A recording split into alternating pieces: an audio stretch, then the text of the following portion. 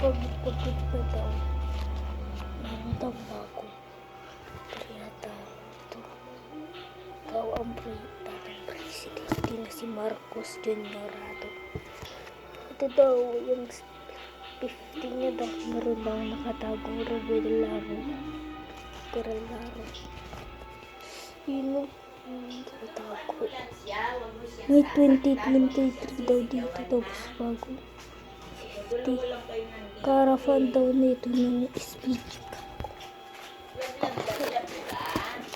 Guys,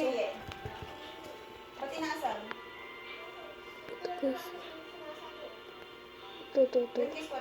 Meron dyan speaker 3.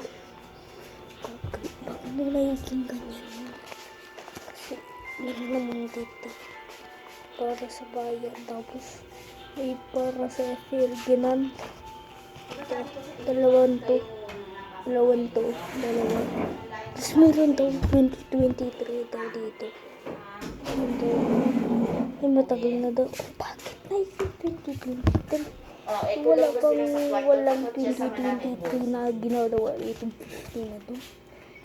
Pati din daw sa 100 meron. Sabi. Meron daw makatago daw dito yung simbolong Sergio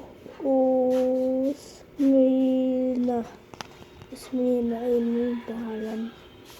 Tignan nyo na din sa 50 sa body. Dito, tignan nyo na din sa 50. Dito, tignan nyo.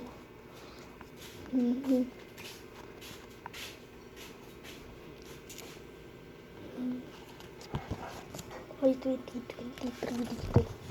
Sabay 2023. Dito. Dito ang 2023. Kita nyo. 2023. Yun. 2023. Kasi hindi nyo makita. Kasi tignan nyo natin sa 50. Hindi nyo kayo makita.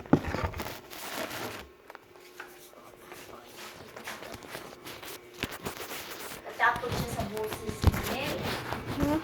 Natakot sa boses. Natakot siya sa boses mo. Kasi wala silang kasama sa bahay. Sila lang talaga. Mama nila hindi nakakasama. Takot sila. Tsaka laki lang sila talaga ng laking kwarto. Hindi sila lumalabas ng bahay.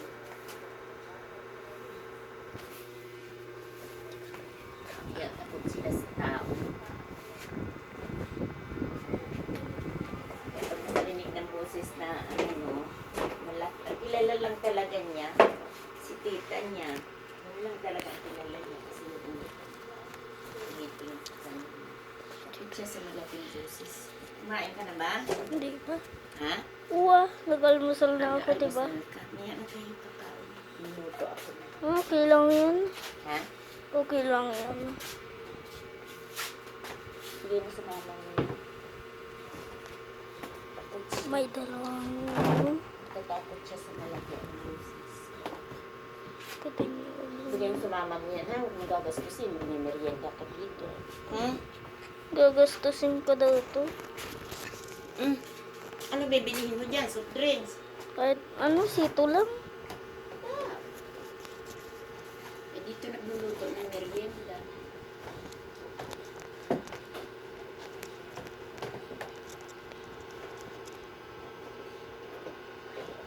Kung binibigyan ka ng mama mo ng pera, mag-alkansya ka. Sila ganun eh. Kung binibigyan sila ng pera, may alkansya sila. At pabili ka kay mama mo ng alkansya. At pag binigyan ka, tulog ka din kahit piso-piso.